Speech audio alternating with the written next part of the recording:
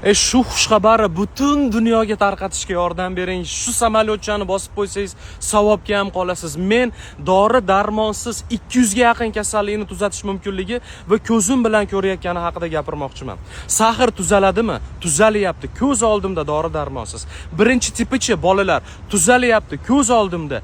Ko'z ko'rish o'tkirligi yaxshilanyaptimi? O'zimniki yaxshilandi. -1.75 dan 1 gacha chiqdi 10 kun davomida.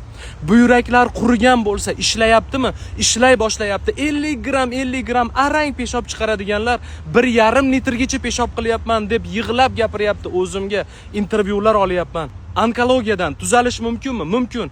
Bir ayol sizni videoingizni ko'rib, qizimni sog'lomlashtirish markaziga Norbekovga olib keluvdim. Masheri ishib ketgan edi. Limfa tugunlarida raki bor edi. Qarang, 10 kunning ichida 4 kiloga semirdi, kasali chekinishni boshlayapti, deyapti. Adenomiozi bor ayol 8 kun ishonmasdan o'tirib, 9-kuni befoyda bo'ldi. O'ziga tushaman, mana isbotlab beraman deb o'ziga borib adenomiozi yo'qligini bilib kelib yig'lab ketgan.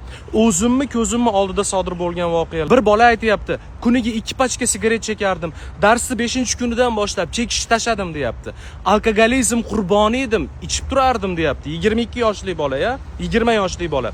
Ichishni ham tashladim. Onamga yaxshi ko'rishimni qachon aytganman, eslolmasdim. Mana shu joy meni o'zgartirdi, deyapti. Avvalo yaratgan egam, lekin Norbekov sog'lomlashtirish markazida har bir kasallik qanday paydo bo'lishining ilmiy asoslari mavjudligini tushundim.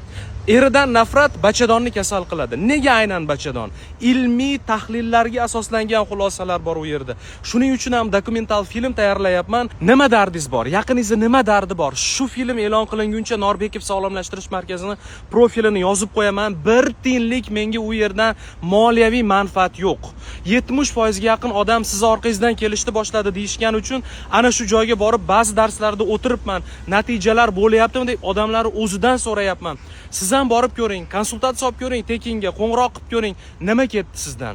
Tuzalishni xohlasangiz bo'ldi. Ungacha sotilayotgan kasalliklar kitobini o'qib turinglar. Mana rasmini joylab qo'yapman, qamar do'konlarida bor. Mana shu profilga murojaat qilsanglar, onlayn buyurtma bersanglar ham bo'lsa kerak. Insonlar, unutmanglar, hamma dard tuzaladi. Tuzalmaydigan insonlar bo'ladi, xolos. Odam o'zi xohlasa hamma narsani qilishi mumkin. Axir kesilgan teri bitadi-yu, singan suyak bitadi-yu, tana o'zini o'zi qayta tiklaydi-yu, deydi sog'lomlashtirish markazi mutaxassislari.